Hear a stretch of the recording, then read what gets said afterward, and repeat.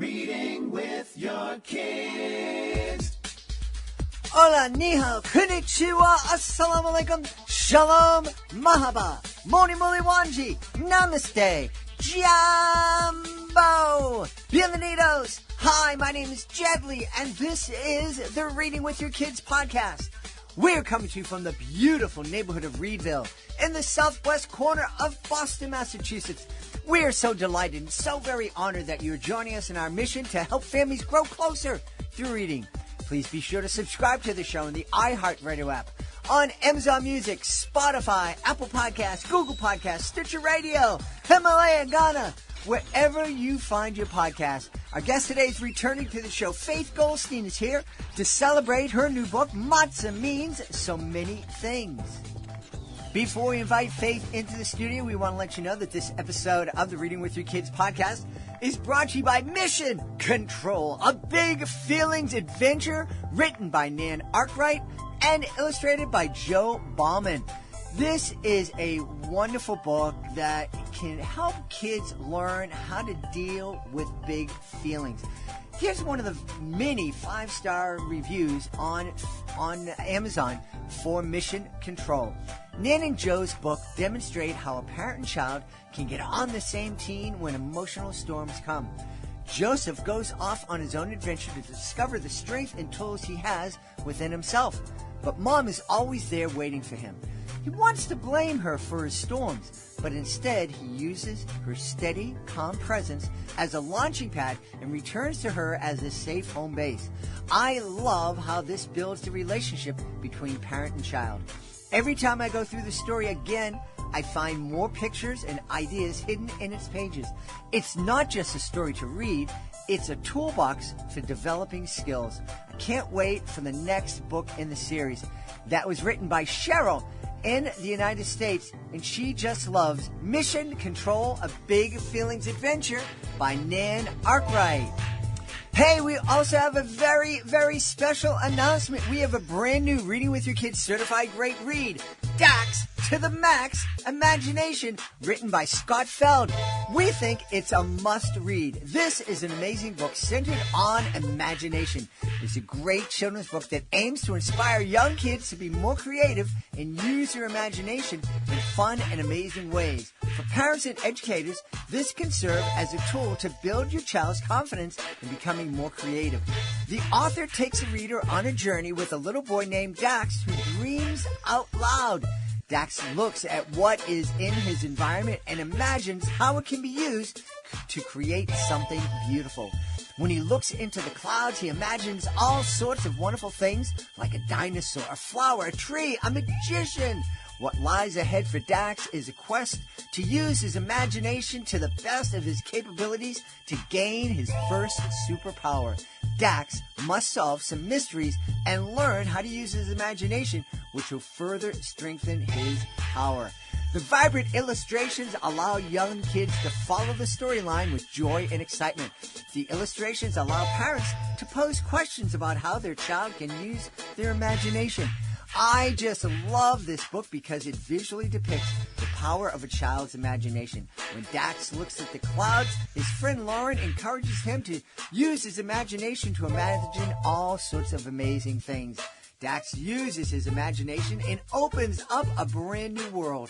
The power of Dax's imagination seems to change the entire situation. He can now use his mind to create the world he wants.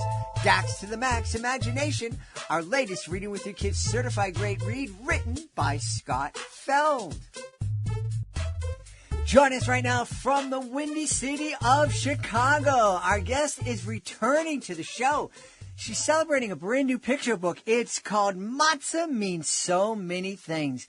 Please welcome back our friend, Faith Goldstein. Hey, Faith, how are you? I'm great, Jed. How about you? I'm doing wonderful. You know, we've had so many authors on the show. We've been doing the Reading with Your Kids podcast for 5 years, over 1,300 episodes. I've become friends with so many of the authors who've come on, but I've only actually been able to meet a handful in person, and Faith is one of those handful. We had a wonderful time at the Chicago Toy and Game Fair back before the pandemic ruined everything. So it's really great to see you again. It is. It's so nice to see you again. I know. Thank you so much for having me back on the show. I really appreciate it. So back when we were in Chicago together, we were talking about Gorillas Night Out. You have a brand new picture book, Matzah Means So Much. Tell us about this book, please. So it's a story about matzah, a food that is eaten over the Jewish holiday of Passover. And it's a story that teaches children about the food, what is it, and explores matzah through the five senses. And then it discusses how matzah plays like the role within a Passover Seder. And then the book goes into the last part discussing the meaning of matzah within the whole story of Passover, and really what it means and why it's so important and its significance, so that younger children have a better and concrete understanding of the food of matzah and what it means and symbolizes. Now, and I really want to dig into this because I want to learn. You know, I grew up in a neighborhood, in a neighborhood within a bigger community that had a large Jewish population. So I was certainly familiar with matzah and matzah balls and matzah ball soup. But I didn't know all of the history and the meaning of it. But before we jump into that, I don't want people listening to this thinking, oh, matzah, that's Jewish. We're not Jewish, so this isn't a book that I'd want to add. I'm guessing that this is a book for everybody. Exactly. Before I became an author, started writing, I was a kindergarten teacher. So all of my books, when I'm writing, I write it kind of geared towards that younger audience, and think as I'm writing these books about books that not only can be used in the religious setting, but I would love teachers in public schools, all schools, to be able to use this book as a resource to teach all children about matzah and the holiday of Passover, so they have an awareness and understanding of it and whatnot. So definitely. So tell us, what's matzah? So matzah is flat and, can be square or round, and it is a food that's eaten on Passover. And the significance of it is that the Israelites, Pharaoh gave them a chance, said, okay, you can leave and go finally stop being slaves in Egypt and leave Egypt. Well, the Israelites wanted to leave as quickly as possible before Pharaoh changed his mind. So when they went to make the matzah, it didn't have a chance for the dough to rise. So instead of being a loaf like bread, it was flat because it didn't rise. And then as the Israelites were wandering through the desert, they would wear it on their backs, actually, and the hot sun would bake the matzah like flat as a cracker on their back as they were walking through the desert. I had heard of, matzah was flat and it wasn't able to rise. I never heard about the matzah being cooked on their backs as they walk through the desert. That is fascinating. And I think it's, especially now, I mean, the Israelites were refugees, and they were fleeing from a tyrannical dictator. And that's happening today. Yes. And our kids, and it's happened throughout history. And I think that this is important to talk to our kids about, that the fact that, human beings have been cruel and vicious to each other for all of history. And isn't just, limited to one ethnicity or culture or race, religion. And I think if we can understand that and help our kids understand that, maybe we can get closer to the moment when we're all starting to be able to see each other as brothers and sisters and end this madness. Absolutely, 100%. Exactly. And like you said, it's a story of refugees, which is so relatable to, unfortunately, but so many children around the world with all the crises and whatnot. So yes, it is. It's a story of refugees. Yeah. And there are many, I think it's important for us too to recognize that there are many refugees from not only from tyrannical, cruel dictators, but there are families that are refugees that are fleeing neighborhoods that are riddled with violence in certain parts of the world, or that where there is no possibility for being able to support yourself and feed your family. And these are all horrific moments. And no matter where you live on the political spectrum, we have to be able to recognize that our fellow human beings are suffering all around the world. And we have a responsibility to reach out and respond to that suffering, I think. Absolutely, 100%, in any way we can. And the kids who are just, you know, helpless in the matter, they didn't choose for this, unfortunately. It's just the situation, and any way we can help. Absolutely. Yeah. So I'm curious that when you're teaching kindergarten kids the story of matzah, and you're saying that it was on their back and it cooked on their back, I'm imagining kindergarten kids must have a myriad of reactions to that. Anything from, oh, wow, that's really cool, to, ugh, that's kind of gross. Yes. I was going to say my little niece, when I read the story and explained it to her, she was like, I don't want that baking on my back. Yes, exactly. Kind of grossed out. And I just thought it was so interesting, because until I actually wrote this book, I didn't know that either, that was how the Israelites baked the matzah on their backs. So I thought that was just such an interesting fact. Yeah. I'm thinking that might have been the inspiration for saltines. Oh, no, I shouldn't have been that. I'm sorry. I didn't mean to say that out loud. It's a good one. No, I like that. I love that. So tell us a little bit more about matzah and how it's used today. Yes, absolutely. So matzah is an integral part of the Passover Seder. We use it to remind us of the Israelites' flight, or when they had to leave Egypt quickly. So we discussed during the Seder, it's like a Jewish service that we hold on Passover, with different rituals to honor our ancestors and their plight from Egypt. So during a Passover Seder, we eat matzah and we put different things on matzah. There's apples and cinnamon. It's called haroset, which is delicious, actually. It's very sweet. You can put that on top of matzah. And we also eat morosis, which is very bitter. We put that on matzah to remind us of the tears of our ancestors when they were working as slaves in Egypt.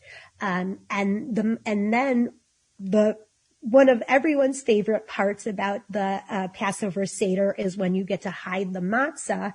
The adult hides the matzah, and whoever finds it gets a prize. And that is just I loved it as a kid. That was my favorite part of the holiday, and my children love it. So that's just a really fun tradition, too, that we do with matzah during the Seder. Yeah. And can we talk a little bit about Passover itself? It's interesting that as a Christian, I don't celebrate Passover, but it's really weird because Jesus did. Right. Yeah. Right. So tell us a little bit about the holiday. So it really is a holiday of remembering and commemorating the Israelites from leaving Egypt and coming to Israel and wandering in the desert for 40 years to get there. So that's the gist of, yes, Passover is remembering our ancestors and then doing the different rituals and traditions with it, that our ancestors did on their trip to Israel. And, unfortunately, with Passover, I'm a huge carb bread eater, and with Passover, you cannot eat bread for 8 days. Again, in remembrance, a symbol of our Israelites not being able to eat baked bread, that they didn't have time for the bread to cook. So for 8 days, Jewish people cannot eat bread. We can only eat products that it's called kosher for Passover and prepared in a certain way. So again, to remember the time when our ancestors did not have bread. So it's a small sacrifice, but it is not fun when it lasts. Well, I think it's important for us, again, to remember what happened, our ancestors, and not so many people look back and think my forefathers, my ancestors, they were viciously beaten, they were abused, and I need to seek revenge. And that doesn't help. I think if we can look back and realize that our ancestors suffered, but also understand that other races, other ethnicities, other cultures suffered in the same way. And I think the best way to honor our ancestors who suffered and died is to work together so that no one is experiencing that and that everybody is being respected and loved. Absolutely. I always say people are people, no matter what. We're all just people. We're the same. And we have a responsibility to look out for one another and be kind and just show kindness to everyone. I don't understand how at times that can just be so difficult. Again, we're all, people are people. Yeah. That's what I tell my kids. We're all the same. Yeah. Now, I'm wondering, you were talking about traditions and honoring traditions and whatnot. We don't still have to bake the matzah on our backs as we're walking. That would be tough in Chicago, I think. Yes, I don't think it would bake. I think we'd have to wait till July. So when do we celebrate Passover? So it's usually around the very end of March or beginning of April. It switches from every year based on the Hebrew Jewish calendar. This year it happens to start April 15th as the first day. So it's a little later. Usually it's more the beginning of April, but April 15th it begins. Excellent, excellent. And in addition to the Seder and hiding the matzah, are there other things that happen on Passover, on certain days of Passover? So typically the first 2 days of Passover, you'll have a family Seder, both nights where you read a book called the Haggadah. And it basically tells the story of the Israelites leaving Egypt, and it guides us through the Seder. So we read it and take turns. Everyone takes turns reading from the Haggadah. And there's different parts. It's called the 4 questions, which is the youngest child in the family reads a series of questions asking, like, why is this night different from all other nights? So that's a part a lot of kids like because they get to ask the 4 questions. We eat matzo ball soup and like gefilte fish. And then there's usually a big meal served. And once the meal is finished, that's when the adult hides the matzah, also known as afikomen, and then the kids get to go search for that. Really it's the Seder's about being together with family and telling the story of Passover, and it's just such a nice chance to get to see everyone and get together. Yeah. Was there something that happened in your life that inspired you to write the book at this time? So prior to writing the book, I attended an SCBWI conference. That's the Society for Children's Book Writers and Illustrators. And there was a big focus on how we need more diverse and multicultural books for children, so all children see themselves represented in books. And at the conference, they happened to share this beautiful book. It's called Fry Bread. And it's a Native American story about the significance and history of a food that's very important to them called fry bread. And it's a beautiful book, and it describes it and, again, what it means to Native Americans and how it's important. And when I was reading it, I was like, I love this. I would love Jewish people to be able to have a similar book too for their heritage that they can be proud of and show, learn about the significance and importance and whatnot. So it was really inspired by that book, by this book called Fry Bread. And then it happened, I started writing it March 2020, so at the very beginning of the pandemic. My mother passed away in then May of 2020. So I finished writing this book it was July of 2020. So this book has so much meaning to me because it got me through my mother. Without my writing, that was the only way I got through. So when it got published, or when I found out it was accepted to be published, it was the first time in like 3 months I smiled. And it just, it holds so much significance for me, this book, and it's dedicated to my mother. So I just love it as a way to honor her. So like I said, this book is really like my baby with so much meaning. Yeah. Wow.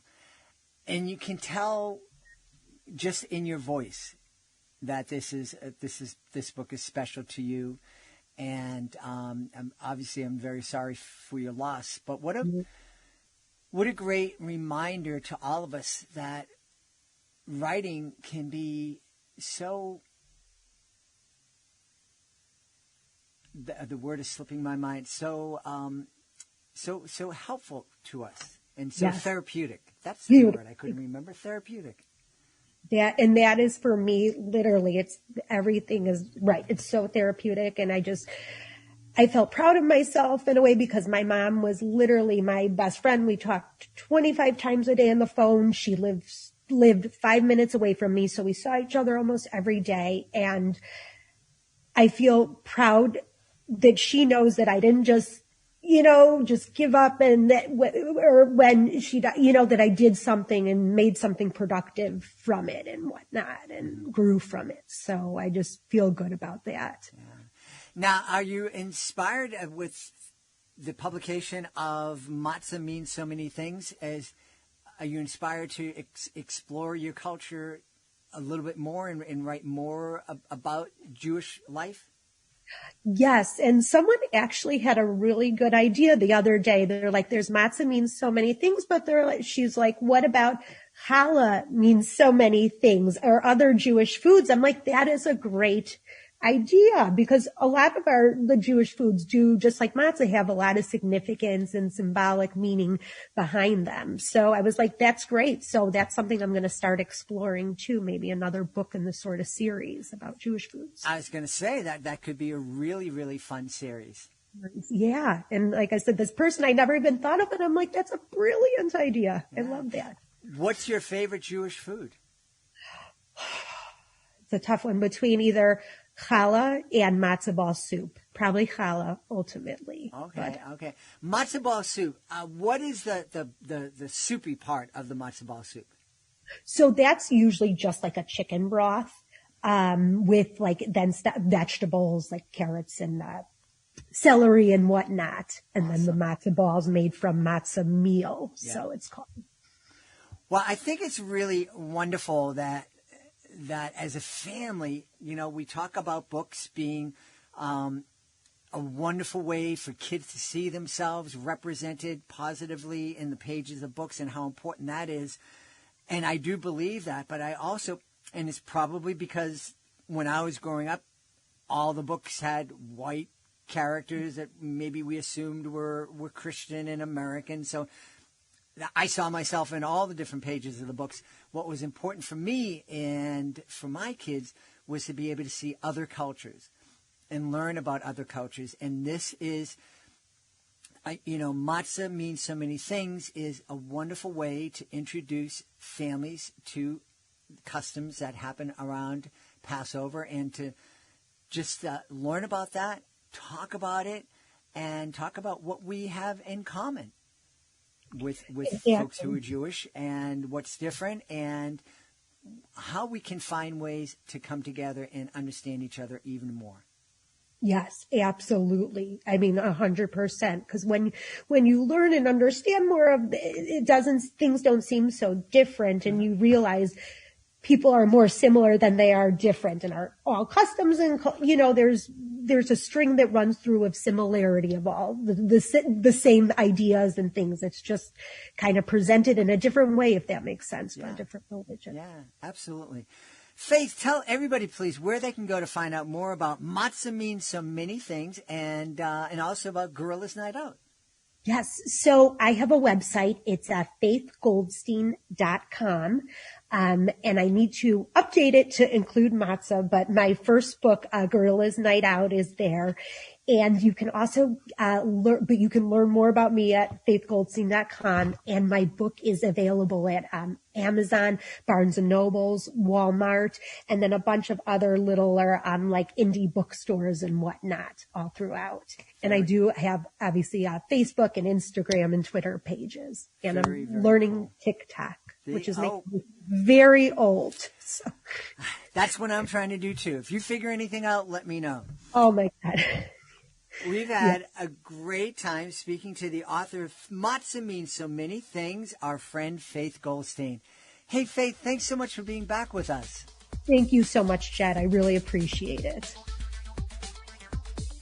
Please be sure to join us for the next episode of the Reading with Your Kids podcast. Our guest will be Scott Feld. You heard earlier that his book, Dax and the Max, Imagination, is our latest Reading with Your Kids certified great read. He'll be here tomorrow to tell us all about it. If you are the author of a fantastic children's book, please visit readingwithyourkids.com. Click on the Authors Click Here button and scroll on down to Certified Great Reads to find out how you can submit your book to our Certified Great Read panel. If they believe that it is worthy of 4 or 5 out of 5 stars, it becomes a Certified Great Read. And with that status comes a number of really powerful tools to let parents know that they should consider adding your book to their family library. Hey, at that Authors Click Here tab at readingwithyourkids.com, you can also find out how you can be a guest on the program and also find out how you can be part of our monthly promotion program. We'll celebrate your book through commercials here on the podcast, through messages to our 77,000 plus social media followers, and also display your book on our nationwide network of digital pedestrian billboards. Find out all that and more by going to readingwithyourkids.com. I want to thank the folks who made today's show so wonderful. Of course, I want to start by thanking our guest, Faith Goldstein. Please be sure to check out Matzah Means So Many Things. I learned so much today. Also want to thank our sponsor, Nan Arkwright, Mission Control, a Big Feelings Adventure. Wonderful, wonderful resource for families and for kids. I want to thank my team, Fatima Khan, Rory Grady, Skylar Strauss. I want to thank my beautiful wife for all the support she gives me. Most of all, we all want to thank you. Thank you so much for taking the time to join us today. And as always, thank you so very much for taking the time to make the world a better place by reading with your kids. I'll be looking for you in the next edition of the Reading with Your Kids podcast.